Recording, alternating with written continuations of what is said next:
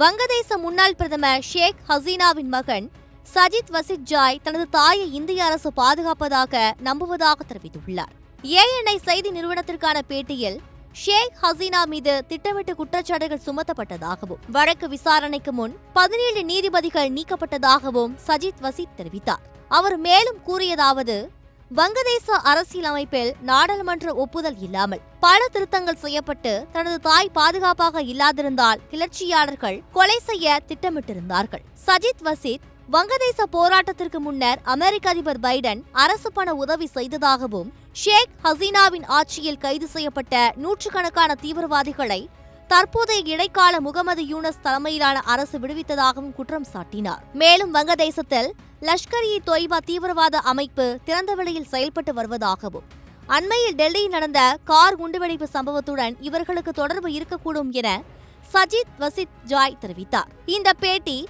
சர்வதேச அரங்கில் கடும் அதிர்வலைகளை ஏற்படுத்தியுள்ளது குறிப்பிடத்தக்கது.